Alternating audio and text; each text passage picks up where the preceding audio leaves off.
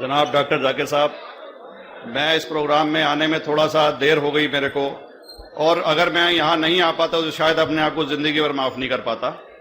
आगरा की सरजमी पर आके आपने ये जो रोशनाई जगाई है, ये वाकई में हम तो उस अल्लाह ताला से दुआ करेंगे। जी हाँ, अल्लाह ताला से दुआ करेंगे कि आप जैसे 10-20 और नेक दिल और इतने पढ़े लिखे, इतने इंटेलेक्चुअल आदमी और पैदा करें, जिससे कि जाके आप भारत का कोना कोना, देश का कोना कोना रोशन करें। तहे दिल से स्वागत आपका।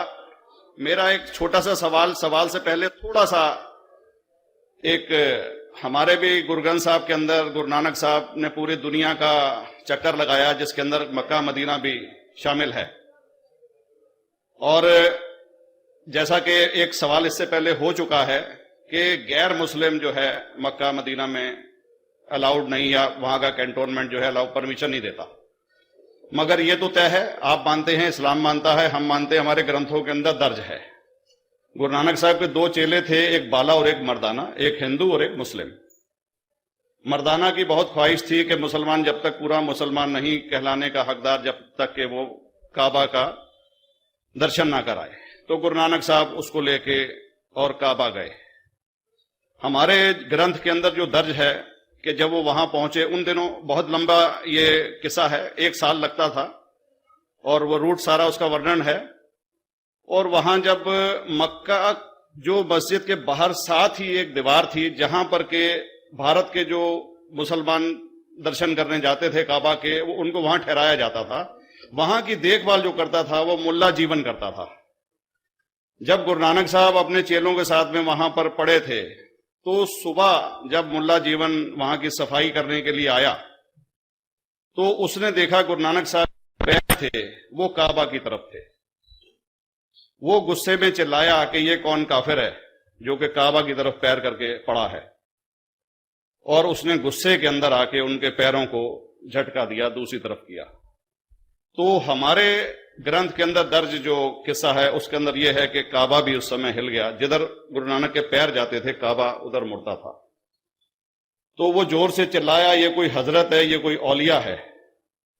तो उस समय के जो काजी थे मक्का के, काजी रुकनुद्दीन साहब थे, और शाह शरफ, कई हस्तियों के नाम हैं उसमें।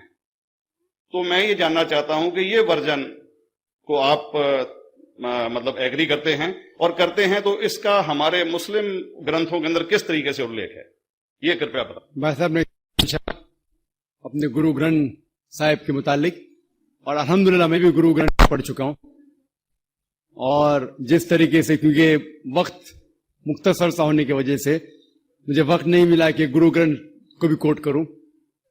आपका सवाल का जवाब देने के पहले मैं आपसे बताना चाहूंगा कि इवन गुरु ग्रंथ की किताब पढ़ेंगे आप, ग्रंथ जिसे आदि ग्रंथ कहते हैं, और कोई सिख से पूछेंगे कि खुदा का तसव्वुर क्या है, सबसे बेहतरीन जवाब कोई सिख दे सकेगा, वो आपको कोट करेंगे जापूजी, जो गुरु ग्रंथ साहिब आदि ग्रंथ के सबसे पहले चैप्टर है, सबसे पहला श्लोक, जिसके कहते हैं जापूजी, जिसके मानी है कि God is true, he is only one, he is not begotten and is free from fear and want. क्योंकि मैंने अंग्रेजी में पढ़ा हूं, इसलिए मैं अंग्रेजी में उसे कह रहा हूं कि खुदा एक ही है, वो हक है, और वो ना किसी को जना है ना किसी को जनेगा, और वो इमॉर्टल है, ना कभी मर सकता है।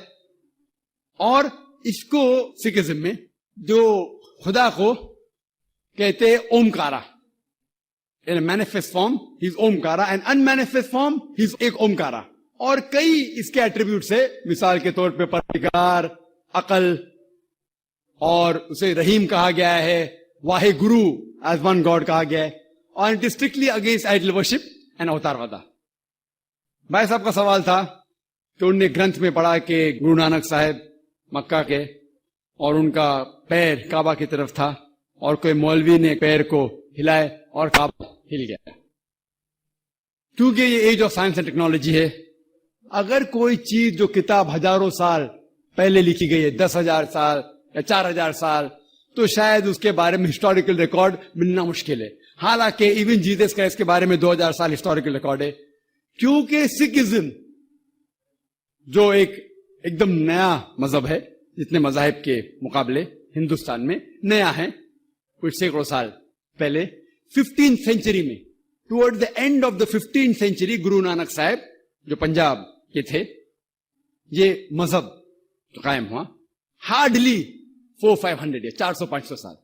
और अगर ये मान लो, सपोज मिसाल के तौर पे मान लो, मैं क्यों कह रहा हूं कि मैं नहीं चाहता हूं किसी को बुरा लगे, मान लो ये सच है, मान लो अगर 400-500 साल पहले अगर ये होता था कि काबा इधर से उधर हिल जाता था, तो हिस्टोरिकल रिकॉर्ड में बिल्कुल लिखा होता था। और कई हिस्टोरिकल रिकॉर्ड में ये नहीं कि काबा हिला इधर उधर, कई हिस्टोरिकल रिकॉर्ड आप देखेंगे। हिस्ट्री इतनी अल्हम्दुलिल्लाह 800-900 साल पहले, 1000 साल पहले जो मुगल ने किए, बिल्कुल लिखा हुआ हिस्टोरिकल रिकॉर्ड में। तो ये कहना कि गुरु नानक साहब वहां गए और काबा हिल गया, ये बिल्कुल साइंस के खिलाफ है, क्योंकि साइंस में कोई भी रिकॉर्ड नहीं है, वहां के देश के रिकॉर्ड में कहीं भी नहीं कि काबा हिला। तो इसलिए हम कहते हैं कि हो सकता है ये गलती से किसने लिखा होगा, न कई किस्से कहानी। ये मैं तस्लीम करता हूं कि गुरु ग्रंथ साहिब में कई चीजें सही है, हक की बात है, लेकिन ये तस्लीम करना कि काबा हिल गया, ये बिल्कुल साइंस के भी खिलाफ है, साइंस के खिलाफ है और इस्लाम में भी। लेकिन ये कहना कि कोई गैर मुस्लिम जा सकता है, मुमकिन है चुपके से कोई गया तो हो सकता है, वो भी जवाब।